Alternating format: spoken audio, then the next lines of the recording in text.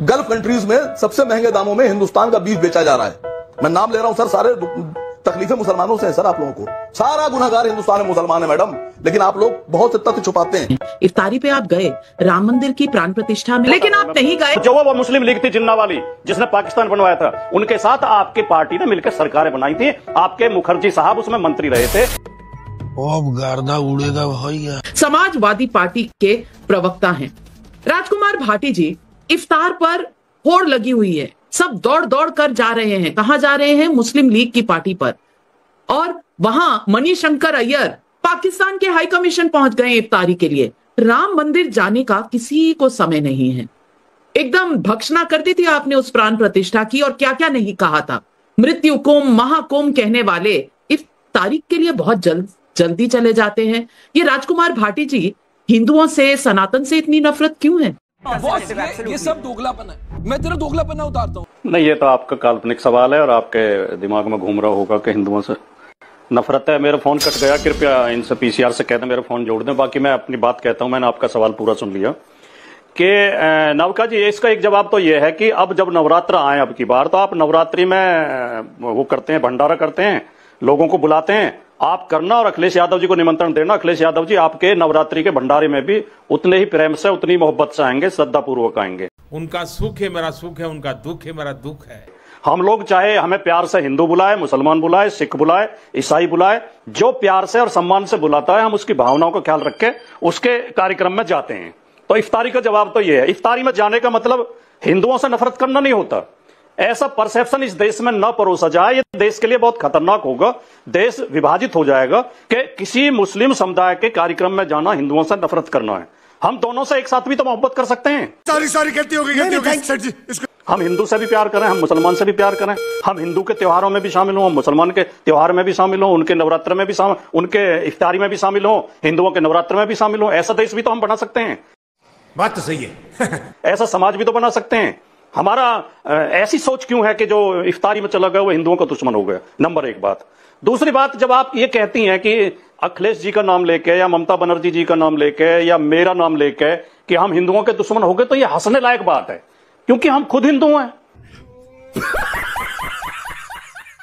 हम हिंदुओं का दुश्मन होने का मतलब है कि हम अपने परिवार के दुश्मन हो गए, अपने बच्चों के दुश्मन हो गए, अपने रिश्तेदारों के दुश्मन हो गए, क्योंकि हमारे सारे रिश्तेदार हिंदू हैं, हमारे बच्चे हिंदू हैं, हमारा परिवार हिंदू है, हमारा पड़ोस हिंदू है। तो ये एकदम हास्यास्पद बात मस्त जोक मारा ये हंस रहा है। लेकिन सवाल असली ये है नाविका जी, ये क्यों हो रहा है? ये इसलिए हो रहा है कि उत्तर प्रदेश में अभी पुलिस भर्ती का रिजल्ट आया है। ओबीसी और एससी के साथ खुली बेईमानी की गई है। ओबीसी की सीटें रोक रोक कर ओबीसी की कट ऑफ ऊपर है और ईडब्ल्यूएस की कट ऑफ नीचे है। यानी ईडब्ल्यूएस ओबीसी से कम नंबर पाकर सेलेक्ट हो रहा है। यही शिक्षक भर्ती में हुआ था।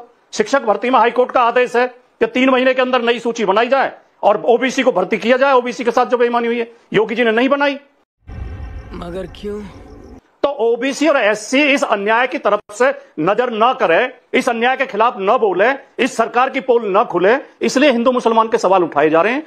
दूसरे साला देख कर नंबर डाल कर बेवकूफ साले रोज उठाए जा रहे हैं, नए नए सवाल लेकर आए जा रहे हैं। चलिए राजकुमार भाटी जी, चलिए ये मैं मान लेती हूँ कि आपको हिंदू, मुसलमान, सिखों से सबसे प्यार है। बहुत अच्छी बात है, आप हिंदू हैं, मैं जानती हूँ। लेकिन सवाल तो इसीलिए उठता है ना कि इफ्तारी पे आप चले जाते हैं। आप कहते हैं जहां भी बुलाया जाता हम चले जाते हैं। इफ्तारी पे आप गए, राम मंदिर की प्राण प्रतिष्ठा में बहुत आदर के साथ आपको मंदिर के ट्रस्ट ने बुलाया था, बीजेपी ने नहीं बुलाया था, मंदिर के ट्रस्ट ने बुलाया था, हिंदू ट्रस्ट ने बुलाया था, लेकिन आप नहीं गए। आज तक साले का खोपड़ी तोड़ साले का नहीं गए। लेकिन आपने मुझ पर सवाल उठाए, कोई बात नहीं। मैं सुधांशु त्रिवेदी जी से पूछती हूँ, क्या मजबूरी है सुधांशु त्रिवेदी जी के जेपीसी की मीटिंग? आऊंगी नहीं राजकुमार भाटी जी, आपने कहा नहीं, आपने कहा कि हिंदू मुस्लिम जो भी बुलाएगा हम जाते हैं। भागना नहीं चाहिए। नहीं भागूंगी नहीं, वापस आऊंगी। चड्ढा समझाओ, इसे समझाओ। भागूंगी नहीं। आपने मत लगाओ ना, 10 ही सेकंड, 10 ही सेकंड, केवल 10 सेकंड। आप सस्पेंस बढ़ाइए ना। आपने कहा हिंदू बुलाए या मुस्लिम बुलाए, प्यार से जो बुलाता हम जाते हैं। सुधांशु जी जवाब दे ले, मैं आपके पास ही वापस आऊंगी। दलाल दलाल मैं कहीं नहीं जा रही। मुझे किसी इफ्तारी में किसी भजन कीर्तन पे जाना ही नहीं है। आप ही के साथ बैठी हूँ। सुधांशु जी तब नहीं आए। डिबेट का तरीका गलत है। या तो आप आरोप न लगाती, नहीं तो आप मुझे जवाब देने का समय दें। किसी के ऊपर आरोप लगाया जाता तो उसको जवाब देने का समय दो। आप 10 ही सेकंड दो, केवल मैं 10 सेकंड मांग रहा हूं। नहीं तो बोलिएगा। 2 नहीं, मैं आपको पूरे 30 सेकंड 45 सेकंड दूंगी। अच्छा, हमको सिखा रिया है। मैं बिल्कुल जवाब देता हूं। सुधांशु त्रिवेदी जी पूरे 5 मिनट बोले। मैं उम्मीद करूंगा आप मुझे 2 मिनट दे देंगे और अनइंटरप्टेड दे देंगे, बीच में नहीं रोकेंगे, ये उम्मीद करता हूं। और आप मुझ पर भड़केंगे नहीं कि मुझे पत्रकारिता मत सिखाओ, मुझे 35 साल हो गए पत्रकारिता करते हुए। मैं एक तो ये कहना चाहता हूं, ये डिबेट का तरीका नहीं होता कि आप मेरे ऊपर आरोप लगा के और आगे बढ़ जाएं, जवाब देने का मौका ना दें। मुझे 10 सेकंड देने चाहिए थे। उसी समय आपको नंबर 1 बात, आपने कहा कि प्राण प्रतिष्ठा समारोह में सम्मानपूर्वक बुलाया गया था। सम्मानपूर्वक नहीं बुलाया गया था। जिन्हें सम्मानपूर्वक बुलाया गया था उन्हें चंपत राय जी और योगी आदित्यनाथ जी निमंत्रण पत्र घर घर जाकर दे रहे थे और फोटो खिंचवा के मीडिया पे चलवा रहे थे। हमारे राष्ट्रीय अध्यक्ष अखिलेश यादव जी को उससे भेज दिया था, डाक से जो होती है, डाक से एक वो भेज दिया था, वो भी 1 दिन पहले भेजा था। नंबर 1 बात। दूसरा, जो हमारे भाई सुधांशु जी ने कहा, मुझे सुधांशु जी को आज पहली बार यह कहना पड़ रहा कि आपको भारतीय संस्कृति की बहुत कम समझ है। आप जानबूझ के उसको बरगला रहे हैं लोगों को। शादी विवाह मैंने नहीं कहा था शादी विवाह का निमंत्रण। आपने कहा इफ्तारी केवल रोजेदार करते हैं। इफ्तारी रोजेदार करते हैं, लेकिन वो सम्मान के लिए बाकी लोगों को बुलाते हैं। सही पकड़े हैं। दूसरे धर्म के लोगों को भी बुलाते हैं। भारतीय संस्कृति का अनिवार्य हिस्सा है। और नवरात्रे में केवल वो नहीं बुलाए जाते जिनका व्रत होता है। निमंत्रण पत्र खूब बांटे जाते हैं, बड़े भंडारे किए जाते हैं, रिक्शे वाले गरीब लोग भी बुलाए जाते हैं और नेता भी बुलाए जाते हैं। तीसरा, आपने कहा आप आए मुस्लिम लीग की बात पे। भाई साहब, जिस मुस्लिम लीग ने पाकिस्तान बनवाया था, जिसने देश का बंटवारा किया था, वो मुस्लिम लीग पाकिस्तान में चली गई। ये मुस्लिम लीग इंडियन मुस्लिम लीग है। और जो वो मुस्लिम लीग थी जिन्ना वाली, जिसने पाकिस्तान बनवाया था, उनके साथ आपके पार्टी ने मिलकर सरकारें बनाई थी। आपके मुखर्जी साहब उसमें मंत्री रहे थे, बंगाल की सरकार में, और सिंध की सरकार में भी आप शामिल थे। तो कृपया ये इस तरह से देश को बरगलाएं। ये केवल आपके अंदर जो एक नफरत है, नहीं केवल मुसलमानों के प्रति, केवल उस नफरत की वजह से आप राजकुमार भाटी जी, मैं उम्मीद करती हूँ त्योहार पर सब लोगों को बुलाना। तू समझा? हाँ। नहीं, तू समझा नहीं। उम्मीद करती हूँ आपकी बात अगर खत्म हो गई हो तो मैं औरों को भी बोलने का वक्त दूं। वसीम बकार साहब से मैं सवाल पूछना चाहती हूँ। वक्फ के जेपीसी पर ओवैसी साहब भी थे। अब उसके आधार पर अगर वक्फ सुधार कानून बनने वाला है तो उसके विरोध में किसी स्टेट की असेंबली में इस तरह के रेजोल्यूशन क्या पास किए जा सकते हैं? Good question, you are a good question. क्योंकि ओवैसी साहब बैरिस्टर भी हैं, जानते हैं इस देश के कानून को। आपको लगता है ये कानूनी तौर पर ठीक है? ठीक कहा है।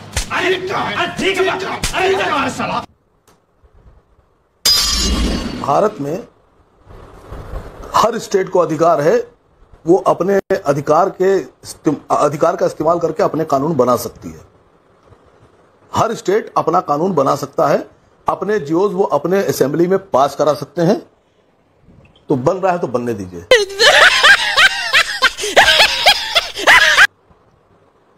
देखिए, अभी उत्तराखंड में यूसीसी लागू किया उन्होंने, उत्तर प्रदेश में लागू नहीं हुआ, उत्तराखंड ने लागू कर दिया। अभी भारत देश में भी लागू नहीं हुआ है यूसीसी, लेकिन उत्तराखंड ने लागू कर दिया। उनका अधिकार है, क्षेत्रीय प्रांतीय अधिकार, उसको आप क्यों छीनना चाह रही हैं नाविका जी? ये उनका अधिकार है, ये आपका अधिकार नहीं। उन्हें करने दिया, मुख्यमंत्री के पास इसका पावर है। लेकिन जो जरूरी बातें थी वो मैं आज नोट कर रहा था। पहली बार सुधांशु जी बोल रहे थे तो मैंने नोट किया। सुधांशु जी ने कहा कि धर्म के आधार पर आरक्षण नहीं हो सकता। सुधांशु जी, भारत के संविधान में लिखा है कि दलित अगर हिंदू होगा तो उसको आरक्षण का लाभ मिलेगा, लेकिन अगर दलित मुसलमान होगा तो उसको आरक्षण का लाभ नहीं मिलेगा। यह धर्म के आधार पर है, ये मैं नहीं बोल रहा, ये देश का संविधान कह रहा है कि धर्म के आधार पर अगर हिंदू है, मुसलमानों में जात पात है क्या? आपने एक बात बड़ी मजेदार कही सर, मुस्लिमों में दलित कहां होता है? बिल्कुल है मैडम, हमारे क्या देखिए सर, अगर नहीं होता तो आपको लिखने की क्या जरूरत थी? आप सब तो बराबरी का मजहब खत्म।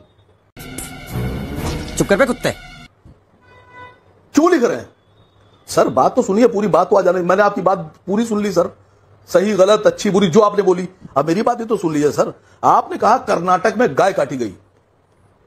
मैं मजलिस इत्तेहादुल मुस्लिमीन का चीफ स्पोक पर्सन कई बार ये मांग कर केरल में आप एक सांसद है, मेरी बात जाके उठाइए। उन्होंने केरल की बात की थी, कर्नाटक की नहीं है। आप फैक्ट चेक कर लीजिए। केरल कहा था, कर्नाटक नहीं कहा था।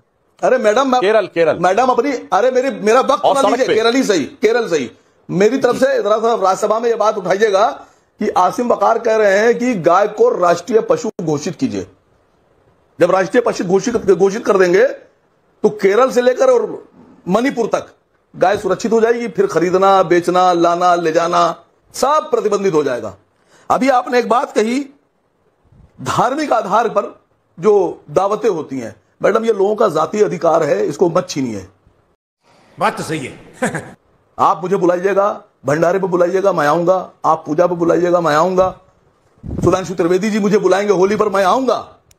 आप बुलाते ही नहीं सर हम लोगों को। दूसरी बात, अभी आपने एक बड़ी अच्छी बात कही है, मैं आपको गिना रहा हूं सर।